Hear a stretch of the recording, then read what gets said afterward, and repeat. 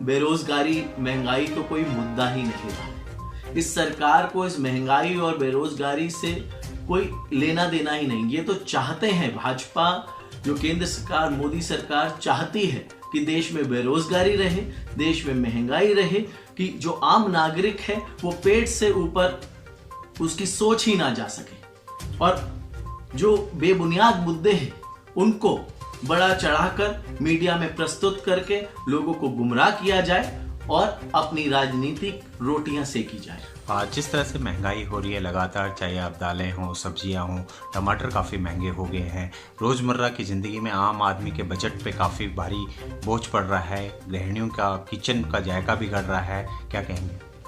आज रिपोर्ट आ चुकी है, जो इनकी उज्ज्वला स्कीम थी, जो इन्होंने फ्री सिलेंडर बांटे और उसमें 90% लोग उन सिलेंडरों को भरवा भी नहीं सके।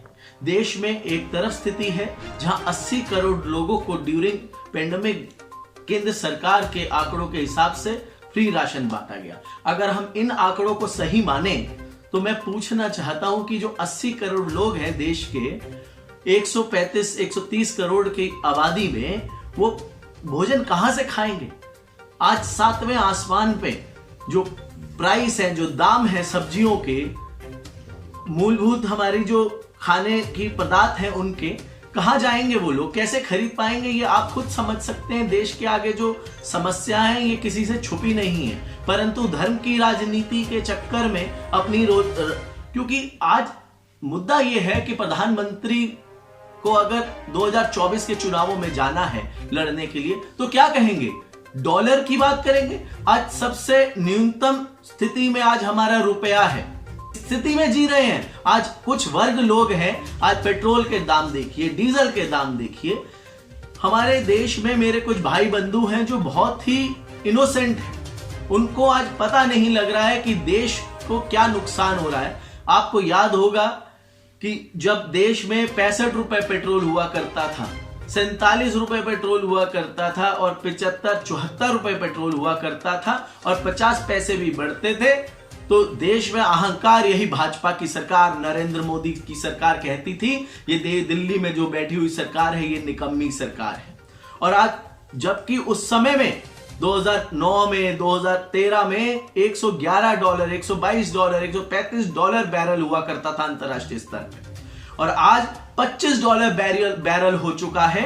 और उसमें मोदी सरकार 110 रुपए पेट्रोल दे रही है, 105 रुपए दे रही है।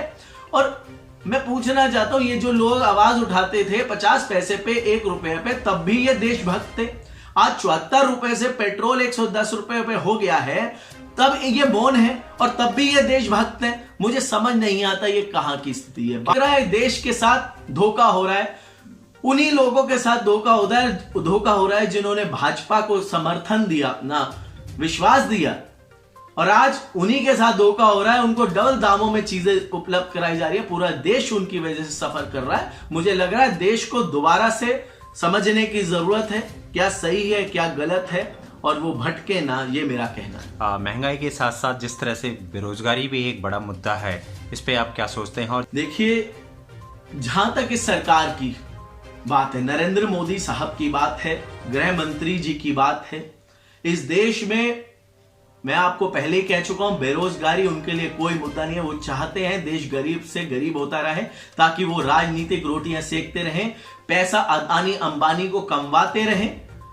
और अपनी जब चुनाव आए तो वो वही बिजनेसमैन इनको समर्थन देंगे। लोकतांत्रिक संस्थाओं को खत्म कर दिया है। मीडिया सबसे बड़ा जो लोकतंत्र का एक रक्षक है, जिसको चौथा स्तंभ कहा जाता है लोकतंत्र का, आज वो बुरी तरह से नष्ट हो चुका है। वो मीडिया को खरीद लिया गया है। वो देश के लिए बहुत ही दुर्भाग्यपूर्ण है, क्योंकि जो हमारा संविधान है वो एक महान व्यक्तियों का एक सोचा समझा एक ग्रंथ है, जो डॉक्टर भीमराव अंबेडकर साहब, महान विचारक, हमारे प्रथम प्रधानमंत्री पंडित जवाहरलाल नेहरू जी, सरदार वल्लभ भाई पटेल जी, मौलाना अबुल कलाम साहब जी, इन सब के डॉक्टर राजेंद्र प्रसाद जी, सबके विचारों को मिलाकर ये हमारा जो आज संविधान हमारा बना है, उसमें सिर्फ और सिर्फ एक बात कही गई है, हम सब नागरिक एक हैं। और भारत को एक अखंड भारत बनाने के लिए उन्होंने कहा कि किसी जाति, किसी धर्म, किसी कास्ट, कलर के आधार पर किसी से भेदभाव नहीं होगा। परंतु आज के दौर में जिस तरीके से भाजपा राजनीति कर रही है, मैं मानता हूं आने वाला समय बहुत ही अंधकार में जा रहा है और भारत के बच्चों को आज भविष्य नहीं नजर आ रहा है। देश में बच्चों का भविष्य ना हो तो भारत का भविष्य कैसे दे सकती है?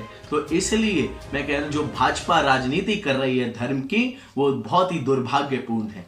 आपको बताना चाहता हूं कि जिस तरीके से ये अग्निपथ स्कीम भाजपा लाई है, तो ये भी बहुत ही दुर्भाग्यपूर्ण है और ये भाजपा की सोच और विफलताओं का सबसे बड़ा स्मारक है कि जो भाजपा 1 रैंक 1 पेंशन की बात करती थी, वो तो छोड़ो, वो तो नारा हो गया। आज इन्होंने देश के भविष्य के साथ, जो देश के लिए लड़ना चाहते हैं, मिटना चाहते हैं, उनके साथ ही खिलवाड़ कर दिया।